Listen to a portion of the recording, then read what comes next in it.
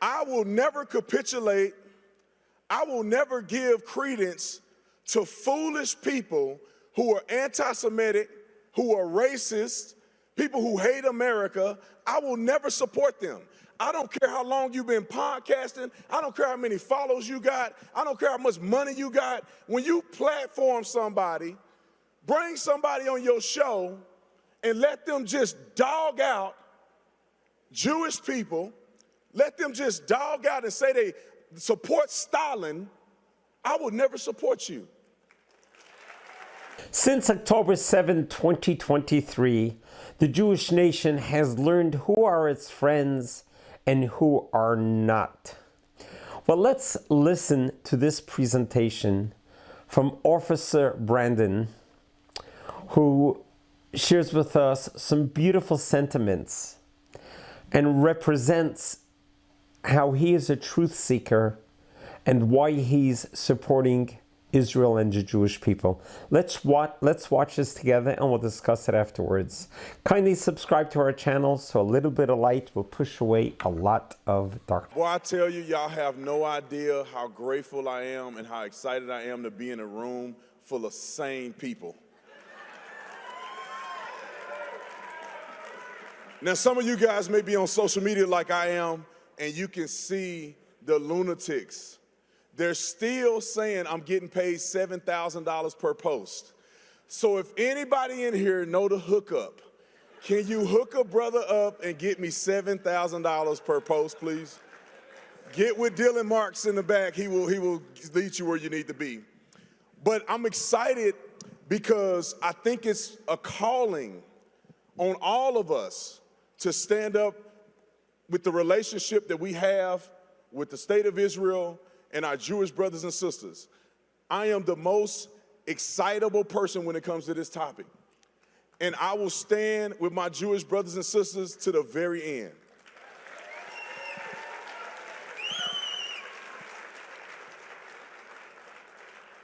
And one of the reasons that I have this fervor and this excitement is because I actually read my Bible.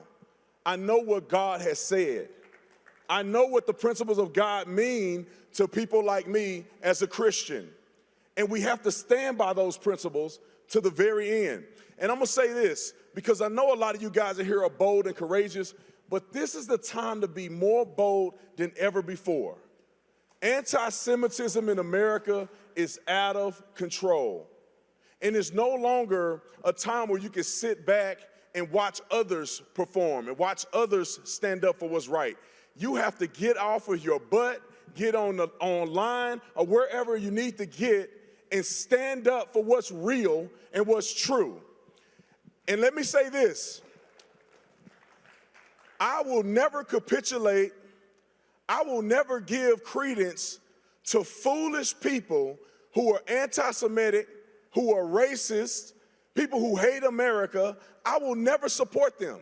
I don't care how long you've been podcasting. I don't care how many followers you got. I don't care how much money you got. When you platform somebody, bring somebody on your show and let them just dog out Jewish people, let them just dog out and say they support Stalin, I will never support you.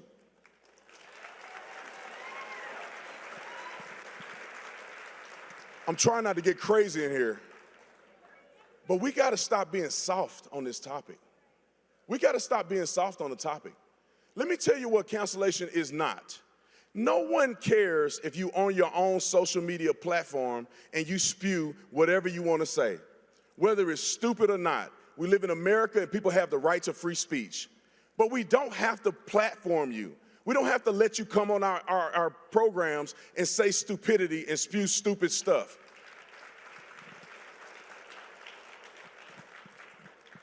And for too long, I'm seeing it go on and on and on and on. I see somebody with a sign that said, Tucker is not MAGA. I guess I got to put his name out there. That's not MAGA.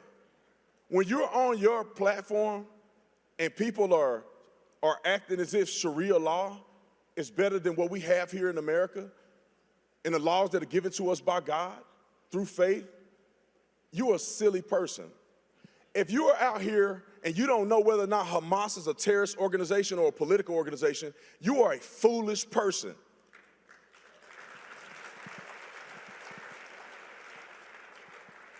And since I'm already name dropping, everybody saw that interview. You have a guy say that he supports Stalin and that he was a big fan of Stalin on your show. You can have him on the show, but doggone it, you better push back on people like that. There's no way you can say that you're a Christian. There's no way you can say you believe in God and you support a person like Joseph Stalin, who did not believe in God, who killed so many people. Enough is enough. We're not putting up with it anymore.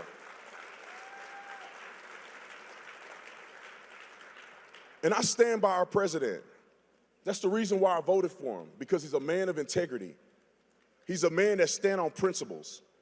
And he's a man that's going to be true to what he said.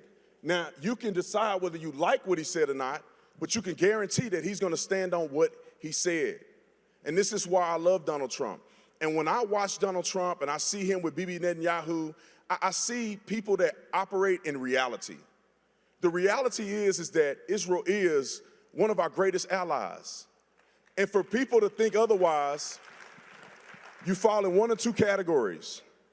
You're either ignorant or you simply hate Jews. Quit lying to yourself. Quit trying to cover. You just hate Jews. Just say it. I don't want to hear I'm just asking questions no more. You're not just asking questions. Asking questions means you do your research first before you put something out into the atmosphere. It's not asking questions to make accusations. If you somehow think the Jews run the world, you are a fool. If you somehow think that Bibi Netanyahu runs Donald Trump, you are a fool. Donald Trump don't even run Donald Trump. That inner voice in his head that's saying, don't tweet that, don't do that. He like, whatever. I love you, Trump, if you're watching this. I'm just making a joke. Y'all better put a monitor here because I'm going to talk for 35 minutes. But I'm so passionate about this, and it really changed my perspective because I need to give you guys a little background here. I'm a young guy from Fort Worth, Texas, never went outside of Fort Worth a day in my life growing up. We didn't even go to Dallas. Some of you in Texas, we were in Fort Worth, we never even went to Dallas. Dallas was it was a travel for us. And then I got older, went to the University of Arizona, but I had never left the United States of America. I was ignorant. I'm gonna be embarrassed to say this, but don't judge me, okay? God still loves me, okay? When I was asked, I wasn't really asked, it was Pastor Alan Jackson was going to Israel, and I had never been out of the country, and I said, of course I would love to go with you. I would love to go where Jesus was and all the great things that as Christians we love about Israel. And so when I decided to go, I didn't know anything really about Israel. I used to think that Israel was like a third world country. I'm not gonna lie, I thought it was like Afghanistan and all these other places. I'm telling the truth, can I be honest? I get on the plane, we land, and I'm blown away. I'm like, oh my God, look at these freeways, look at this innovation. It's clean, it's peaceful. We went all the way up from Tiberias, all the way down to the Dead Sea. I mean, it blew my mind.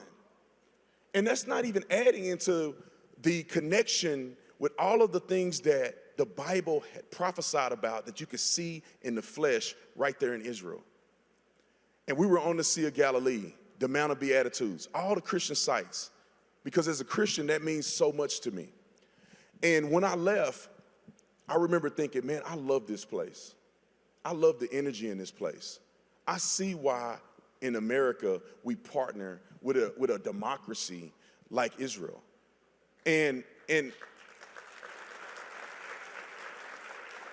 it changed me. And therefore, after that, I'm like, man, I'm the biggest fan of Israel. Then I started doing research and I started realizing our true connection that's beyond just the religious connection, the Judeo-Christian values, beyond that. The connection that we have geopolitically, the connection that we have when we share intelligence, and all of the great things that all of y'all in here already know. Somehow these people are just losing their mind and they forget about these things. But all of those things and all of the connections make me love Israel. And then October the 7th happened. And I was so upset because good, innocent people were killed. I've interviewed since people who were hostage or who were held hostage for 490 days. People in the IDF. And I don't want to relive this for you, but it was a moment that made me so upset and angry because I can see I have a very similar feeling that if that happened to America, how would I feel? And the first thing that came out of my mouth, and y'all keep praying for me, I said, I want them to turn that place into a parking lot. I gotta preface it, because somebody gonna clip this and put it on the internet. Not because of the Palestinian people per se, individual people, but because if you dare to do such an atrocity to people that I love, people that I respect, people that are chosen by God, you decide to do something like that, you should never have an opportunity to do it again. And it should be an example to everybody in the world that if you ever think about trying something like this, your country will cease to exist. Boy, if I was the prime minister, it's 48 hours. Give me 48 hours. And so it enraged me. And then I said my statement. I thought that most people in America were thinkers and had common sense. Well, shockingly enough, I was wrong, because after I said it, we see all this anti-Semitism popping up. We see mindless people on campus wasting hundreds of thousands of dollars getting no real education, and they're out here talking about from the river to the sea and don't even know which river it is. You got people out here saying death to Jewish people and gays for Palestine. I said, I swear, I'll pay for your ticket. I'll fly you business class. I'll get you transportation, but I'm not getting you transportation back because you ain't coming back. We'll get you there since you want to be gays for Palestine, whatever that's supposed to mean. Ignorant folk in America with no common sense. And I'm going to be quick because my time is running out. And then I saw the propaganda online where you see the buildings blowing up. And you got people running around. But for some reason, the camera always know where the building is at before it gets blown up. And I said, I'm not the smartest person in the room, but how does a cameraman know that the building is going to blow up, but nobody else know? That, to me, ladies and gentlemen, is propaganda. And you see kids with dirt on their face, and then you see a kid laughing in the background on the side. You see one guy that somehow he's fathering 15 families in tragedy, wearing different clothes, different family and kids. What kind of man is this? Ain't no way in the world that man is in that many tragedies. And they have been able to convince willfully ignorant folk in the West to believe that a terrorist organization is reasonable enough to give you the right numbers, to share clips that are reasonable and fair. It's asinine to me. And I went off on my social media, and I've been going off ever since, because I will not stand for this bull crap.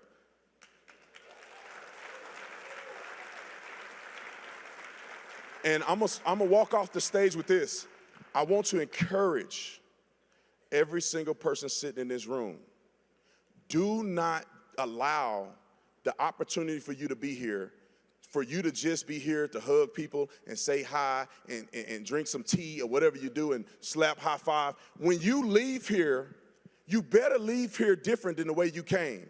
When you leave here, you better leave here more bold, more courageous, and standing up more than you ever have before.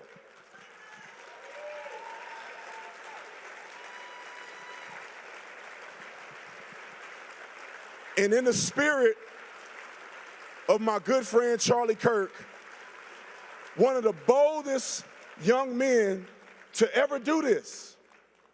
And I know many of you in here love Charlie. Many of you in here miss Charlie. But I want all of you in here to have the spirit and courage like Charlie did, to stand up and do the right thing all the time. And I want to finish it like this. God bless you. I love you too. God bless you. God bless Israel. God bless all my Jewish brothers and sisters out here. God bless America. And y'all keep fighting a good fight. What a beautiful, beautiful, heartfelt presentation. God bless you, Officer Brandon. You know, many people don't know you or of you, perhaps, of your accomplishment of not only serving on the police force in Tucson, but also being on the SWAT team and also being the trainer. Your involvement in law enforcement in serving to protect, we are grateful to you and thank you for your service. But look at you getting up there and being proud of what you believe in and being proud and able to talk the truth. God bless you. And it is important and critical for people to hear from people as yourself. I have learned a long time ago that there are three groups of people in the world. There are those that make things happen, there are those that watch things happen, and there are those that don't even know that they happened. And every single one of us needs to ask ourselves that same question. Which group are you? Are you going to be from the ones that make things happen? Or are you just going to watch? Or are you going to be oblivious to things that even happened? Well, so here we hear from Officer Brandon being very vocal and very outspoken. Why does he love Israel? Why does he love the Jewish people? And why does he support us? He was spot on that if he was prime minister, you know, many of us think this, but don't actually say it. And he said it, and he knows that his clip is going to be taken out of context. But he said that Gaza should have been turned into a parking lot. He's not far off from that. You think about it. If what happened on October 7, 2023 would have happened in America. Okay, I live here in San Diego. About 40 miles south from me is the border to Tijuana, Mexico. Let's just conceptualize. If in Tijuana, Mexico, the drug cartels would have breached the border and would have slaughtered, raped, beheaded, burnt, tortured 40,000 Americans. Okay, that is the equal amount comparative to population to the 9 million population in Israel compared to the 300 plus million Americans. So 1,200 equals to 40,000. Imagine 40,000 Americans were slaughtered in one day by these drug cartels from Tijuana. And imagine if they would have taken 10,000 Americans hostage into the tunnels of Tijuana. Tell me what you think America would have done, or any other progressive country, what they would have done. Tijuana would have been a parking lot, guaranteed. Guaranteed. Look what America did to Afghanistan after 9/11. Let's just go down the road in history. How did World War II end in Japan? Without what happened in Okisaka. Let's talk about what happened in Berlin, in Dresden. So these are all terrible events, but it is all a response to war. Israel did not look for this war. Israel did not ask for this war. Israel was going about its own peaceful Saturday morning, celebrating Simchat Torah, the last day of the Jewish high holidays, peacefully on the border of Gaza, only to be attacked by this death cult Hamas, accompanied by 3,000 Palestinians, Gazans, yes, who volunteered to join the mob, to join the terrorists, to rape, kill, and destroy and create the worst type amount of hideous crimes against humanity since World War II. So when he says the proportional response should have been that Gaza should have become a parking lot, he said, give me 48 hours, that's what I would have done. That's coming from a law enforcement's perspective. That's coming through the myopic vision of a seasoned, accomplished law enforcement SWAT officer. This is how you deal with war. And this is how you deal with evil. This war lingered for 2 long years for only one reason. Israel had the capacity and the ability to totally annihilate, obliterate the whole Gaza in one day. It had the arms, it had the means, it had the manpower, it had the air power. It could have done it in, like you said, 48 hours. Gaza could have become a demolition lot, a parking lot. But why did Israel not do it? Because Israel has a different code, morals, and ethics when it comes to warfare in comparison to any other country that has fought a war for its survival. Israel cares about life. Israel is obsessed with the living and life. And it knew going into this war in Gaza is going to be the most difficult war ever. Because we're not dealing with an enemy who wants to put on a fair fight. We're dealing with an enemy who wants to create as many civilian casualties as possible. The enemy, the Hamas, they use the Palestinians, the Gazans, as human shields. They totally felt that they are totally dispensable. And they did not dress in any army uniform like any other enemy. They were dressed in civilian clothes to confuse us so that we should be able to kill as many civilians as possible as collateral damage.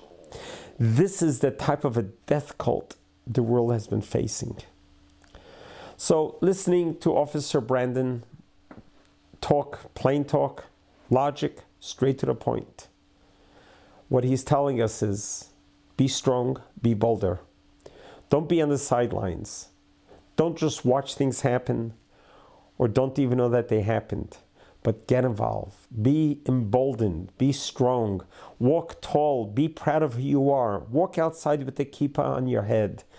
Be proud to talk and say that you're Jewish. Wear your Jewish star, your high necklace. And wherever you are, when you encounter anti-Semitism, whether you're Jewish or not, we need to shut it down right away and not tolerate it. Coming from a black person who has suffered racism from the founding fathers of America until Abraham Lincoln, until we were able to desensitize the society and realize and teach the world that we can no longer judge a person by the skin color. And not only that, it became so taboo that we have learned how to respect people for who they are, not by their skin color. Officer Brandon understands what the Jews are going through, anti-Semitism, because he lived it. His parents, his grandparents, great-parents lived through that type of a bigotry. As unpopular it is now to be racist against black people, that's how unpopular it needs to be about being anti-Semitic. We need to apply the same rules as we are respecting people, not just by the skin color, but by their faith and their religion and their theological beliefs. Bigotry, racism, hate has no place in America. We're here to unite us, not to divide us. And we can do that. So let's work towards it. And I salute again, and I congratulate Officer Brandon for your bravery, for your serving to serve and protect, and for getting on the stage and saying what you say and believing what you believe in, and you're proud to be who you are. God bless you. God loves you.